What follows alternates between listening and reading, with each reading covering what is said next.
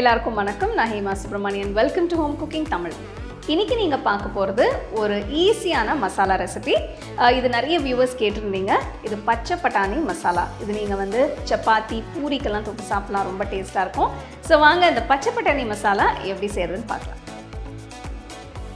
இப்போ மசாலா விழுது செய்ய தேவையான பொருட்களை வதக்க போகிறேன்.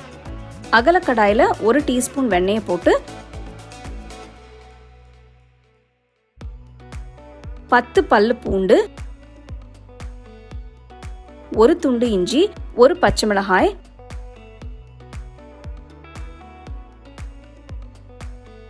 2 வெங்காயம் நறுக்கி போட்டு வதக்குங்க.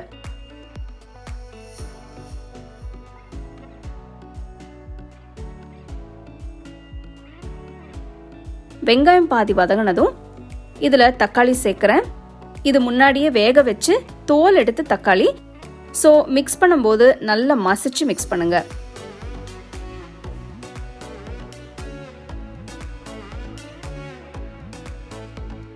அடுத்து 1/4 டீஸ்பூன் மஞ்சள் தூள், 1 டீஸ்பூன் மிளகாய் தூள், கொஞ்சம் உப்பு போட்டு கிண்டுங்க. நான் பட்டாணிக்கு உப்பு போட்டு வேக வச்சிருக்கேன். ஸோ மசாலாக்கு மட்டும் உப்பு போட்டால் போதும்.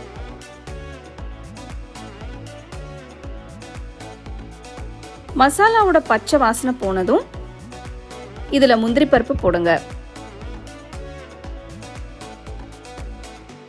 மசாலா பேஸ்ட்டுக்கு தேவையான பொருட்கள் எல்லாம் நல்லா வெந்துருச்சு. இதை வேற பாத்திரத்தில் எடுத்து வைங்க.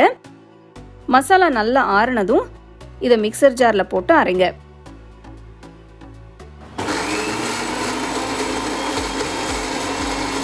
தேவைப்பட்டா கொஞ்சம் தண்ணி ஊற்றி நல்ல விழுத அரைக்கணும்.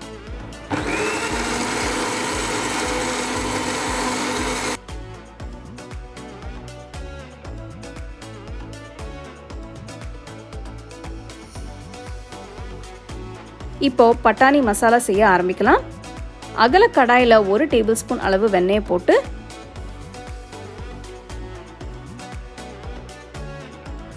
பட்டை, கிராம்பு, ஏலக்காய் போடுங்க.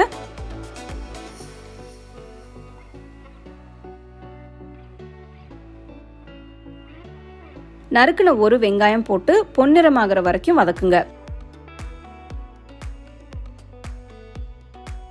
பாருங்க, வெங்காயம் கோல்டன் ப்ரௌன் கலர்ல இருக்கு. இதுல 1 டீஸ்பூன் சன்னா மசாலா, 1 டீஸ்பூன் சீரகத்தூள் போட்டு கிண்டுங்க. அடுப்பு மீடியம் ஃப்ளேம்ல வச்சு மசாலா தூள் போடுங்க, இல்லைன்னா மசாலா கருகி போக வாய்ப்பு இருக்கு.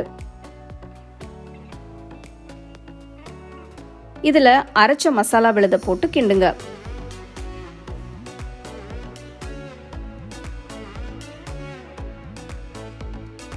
மிக்சர் ஜாரில் தண்ணி ஊற்றி எல்லா மசாலாவையும் கடாயில் ஊற்றுங்க.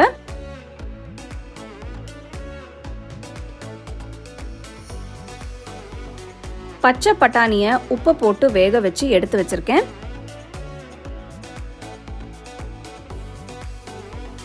ஒரு டீஸ்பூன் கசூரி மேத்தி போட்டு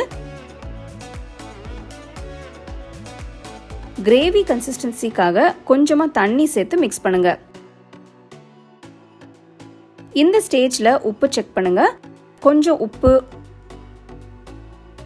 ஃப்ளேவர்ஸை பேலன்ஸ் பண்ண 1 டீஸ்பூன் சர்க்கரை சேர்க்குறேன்.